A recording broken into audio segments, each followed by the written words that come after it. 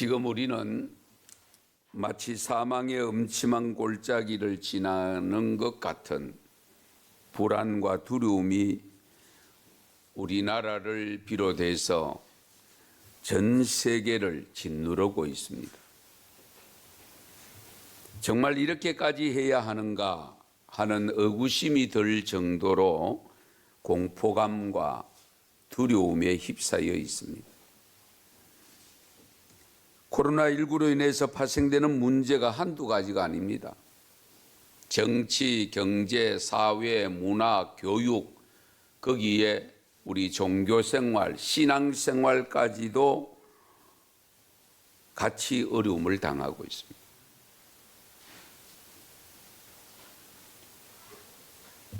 두려움은 우리를 병들게 합니다. 고난은 변장된 축복이 될 때가 있습니다. 고난에는 의미가 있잖아요. 시편 119편 71절에 보면 고난당한 것이 내게 유익이라. 고난당한 것이 내게 유익이 된다고 했습니다. 왜? 그로 말미암아 주의 율례를 배우게 되었다. 그러면서 이 시편 119편 67절에 보면 내가 고난당하기 전에는 그릇 행하였더니 이제는 주의 말씀을 지키나이다. 사람이 그렇습니다. 우리가 좀 뭐라 그럴까요? 기회주의적인 요소들이 다 있습니다. 잘 될 때는 아무렇게나 살다가 어려움이 있을 때에 정신을 차리고 또 바른 길 가는 이런 모습들이 누구에게나 있습니다. 그래서 이 시편 기자도 내가 고난당하기 전에는 그릇 행하였더니 이제 내가 주의 말씀을 지킨다고 했습니다. 우리 인류 역사를 볼 때에 우연은 없습니다. 전염병이 창궐해서 수많은 사람들의 목숨을 앗아갈 때, 또 환경에 대재앙이 닥쳤을 때에 하나님이 인류에게 주는 메시지가 공통적입니다. 회개하고 돌아오라는 겁니다. 이런 고난이 닥칠 때 먼저 우리는 그래서 항상 삶을 돌아보고 우리 교회를 돌아보고 한국교회 전체를 돌아봐야 됩니다. 하나님은 인간이 잘못된 길을 갈 때에 징계도 하시지만은 때로는 고통을 통해서 소망과 희망을 주시기도 합니다. 그러므로 우리는 무엇보다 중요한 것은 두려움을 극복해야 됩니다. 눈에 보이지 않는 바이러스가 무엇을 가져다 주기에 그렇게도 유능한 사람들까지도 권력을 좌지우지하는 사람들까지도 벌벌 떨고 있습니다. 왜 그런가? 마스크가 모자라고 사람들 만나는 것을 기피하고 그리고 사람들 출입까지도 통제하는 상상을 할 수 없는 일들이 지금 빚어지고 있습니다. 그거는 불안과 두려움 때문입니다. 무엇이 그토록 두렵게 만드는가? 전염될까 봐.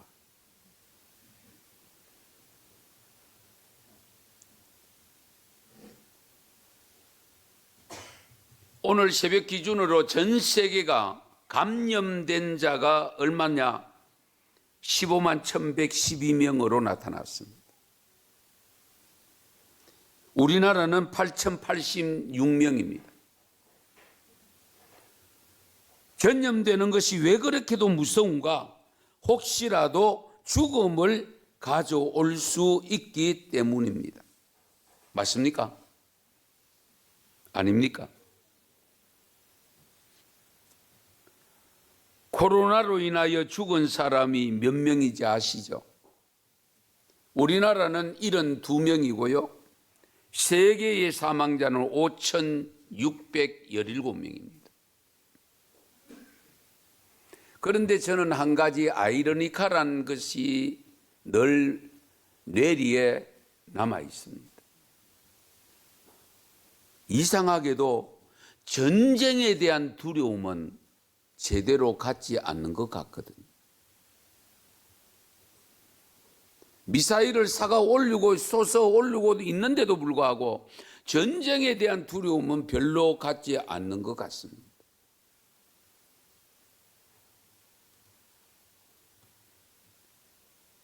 우리나라의 경우 6.25 한국 전쟁을 통해서 입은 인명피해가 얼마인지 여러분 기억하세요? 북한과 중공군 제외하고 순수하게 우리 대한민국 남한과 UN 16개국 그 군인들이 희생당한 숫자를 한번 보세요. 우리나라가 13만 7,899명이 전사자입니다. 유엔군이 4만 670명, 전체가 17만 8,569명이 전사자입니다.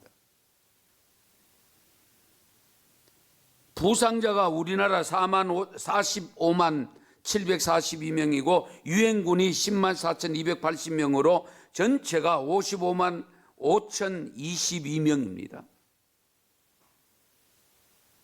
거기다가 실종되었거나 포로된 자가 우리 한국이 3만 2,838명이고 유엔군이 9,931명으로 해서 전체 4만 2,769명으로 자료가 제시되고 있습니다. 한 번 전쟁 치른 겁니다. 지금 코로나 바이러스의 치사율이 그렇게 높은 것은 아니지 않습니까? 그것도 건강한 사람이 아니고 대부분이 연세 많은 노약자 또는 지병을 갖고 있는 분들이 감염되었을 때의 치사율이 높은 것이지 건강한 사람, 젊은 사람은 아닙니다. 그런데 전쟁이 일어나서 죽는 사람은 전부 젊은 사람들입니다. 그런데도 우리는 전쟁에 대한 두려움을 그렇게 느끼지 않는 것 같아요.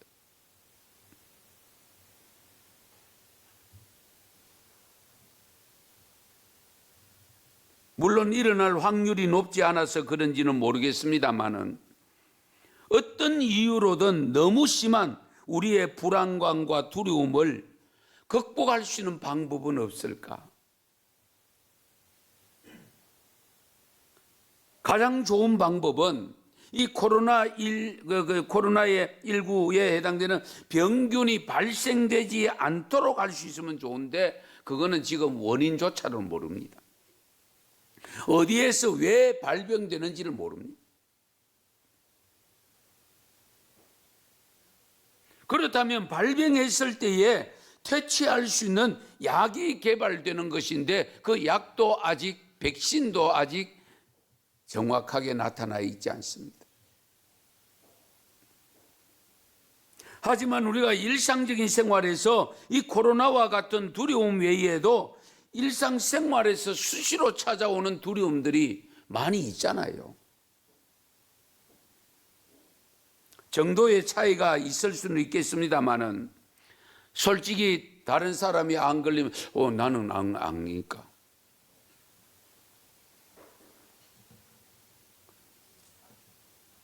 다른 사람은 감기 걸리면 나도 감기 걸리지 않을까? 교통사고 당하는 분들 나도 언젠가 교통사고 당하면 어떡하지? 시험 친 학생들, 청년들 같은 경우는 떨어지면 어떻게 할까? 저 사람이 나를 속이지는 않을까? 별의별 두려움이 다 있습니다. 그런데 우리가 먼저 알아야 할 것이 있는데 이런 두려운 마음을 누가 줄까? 우리가 너무 나약하기 때문에 스스로 갖는 것일까?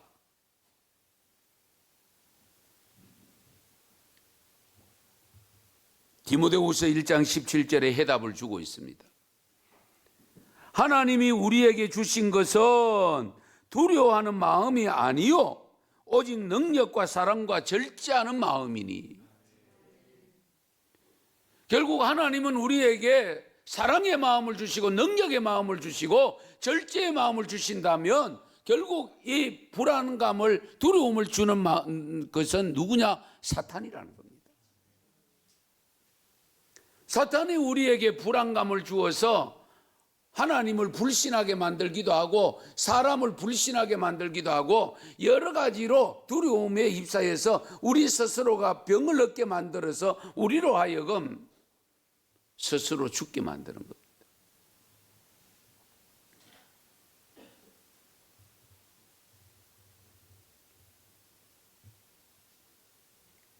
그런데 보세요.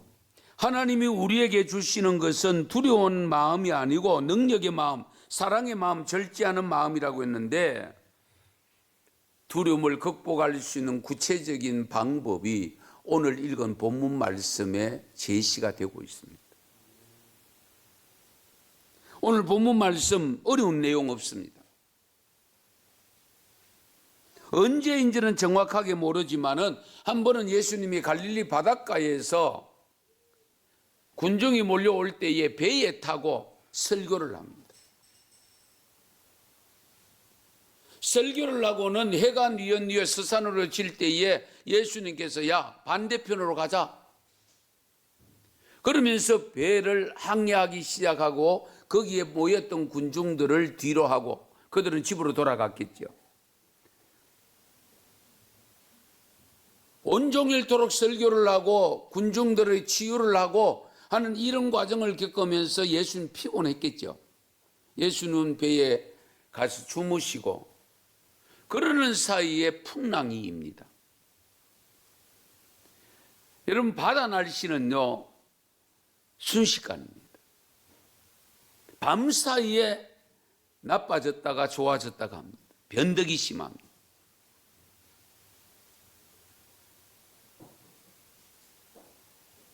그런데 예수님께서 타고 있는 배도 출발하고 다른 제자들도 그 배 몇 척이 있었는지는 모르지만은 같이 동행해서 같이 출발을 했습니다. 바람이 불더니만은 파도가 일기 시작하고 파도가 제법 크게 이니까 그 옛날에 배가 뭐 오늘날 같이 이런 배가 아니잖아요. 그러다 보니까 파도가 조금 치니까 물이 배에 들어오기 시작하고 물이 퍼내도 당할 채간이 없습니다.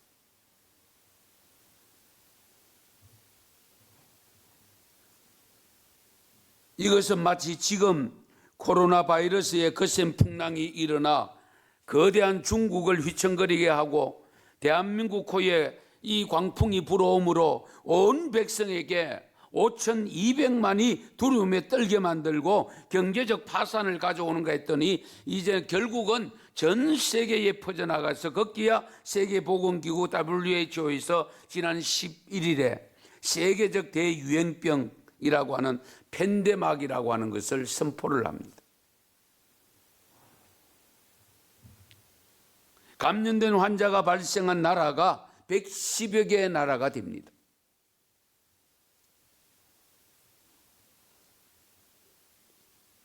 이 코로나로 인한 엄청난 풍랑을 중앙일보 한 기자는 삼각파도를 표현했더라고요. 기름값 하락, 정시 하락, 교류의 막힘 이 세 가지를 삼각파도로 작용해서 세계 경제가 쑥대밭이 되었다라고 중앙일보 최인택 기자가 표현을 했습니다. 여러분 삼각파도 모르시죠? 항해하는 어부들, 선장들이 제일 겁내는 파도가 삼각파도. 그냥 바람이 불어서 넘실거리는 파도는 그냥 넘어가면 됩니다. 이 삼각파도는 파도가 삼면이 있으면서 파도를 부딪히면서 형성하기 때문에 거기가 소용돌이가 일어납니다. 그래서 배가 자칫하면 그 속에 들어가면 좌초됩니다.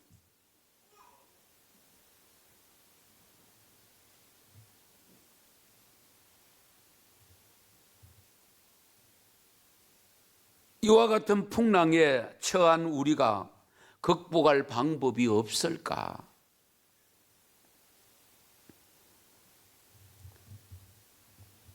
예수님이 탄 배, 우리가 다 죽게 되었다고 생각하고 발을 동동거리고 있는 제자들, 이 모습은 마치 우리의 모습 아니겠습니까? 세계보건기구마저도 그것을 인정하고 각 나라가 조심해야 되고 해결해 줄 것을 호소하고 있는데, 갈릴리 바다를 건너던 배에는 예수님이 타고 계셨습니다.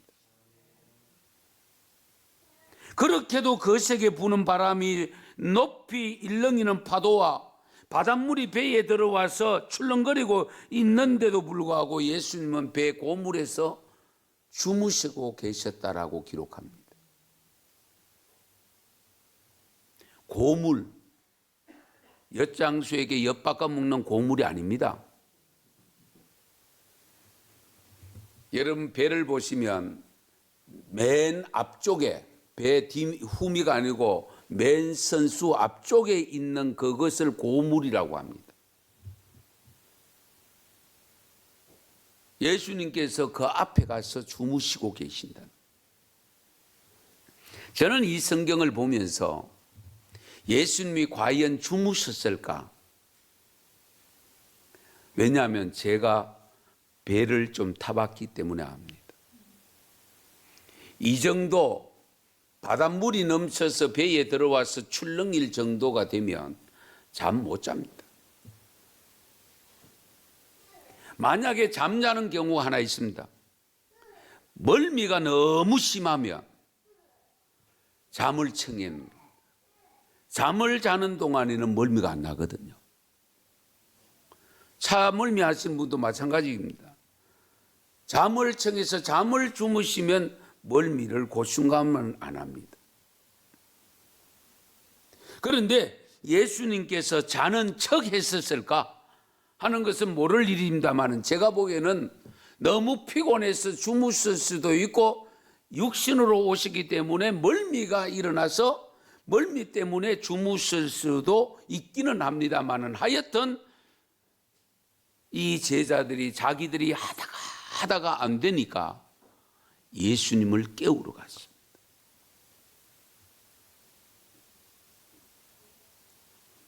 그래서 제자들이 자신들이 수단과 방법을 다 해보지만은 해결할 방법이 보이지 않으니까 하는 수 없이 예수님께로 가서, 선생님이여, 우리가 죽게 된 것을 돌보지 아니하시나이까? 라고 합니다. 우리가 죽게 된 것을, 제자들의 기준에서 보면 죽게 된 거죠. 왜? 해결할 방법이 없어요. 왜? 배가 이미 갈릴리 바다 중간에 와가 있는 겁니다. 뭐 이러지도 못하고 저러지도 못하는 진퇴양난입니다. 그래서 죽게 된 것을 돌아보지 아니하시나이까? 라고 할 수밖에 없는 겁니다. 코로나19로 인해서 직접 피해 입는 것은 아니라 할지라도 간접적인 피해가 크게 나타나서 자영업자들이 죽고 공장의 기계가 멈추고 세계 무역이 제대로 되지 않으므로 다 죽는다고 지금 아우성치고 있잖아요.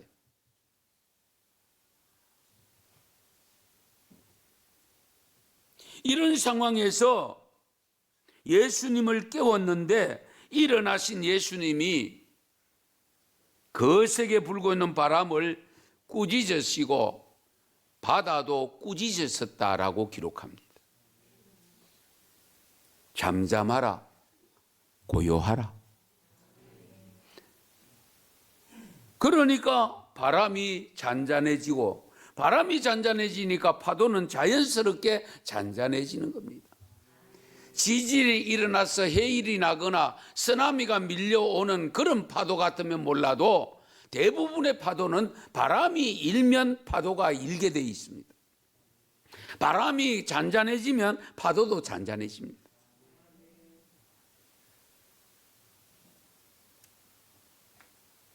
그런데 예수님이 바람을 꾸짖었습니다. 잠잠하라, 고요하라. 제자들이 깜짝 놀랍니다. 왜 놀랐겠어요?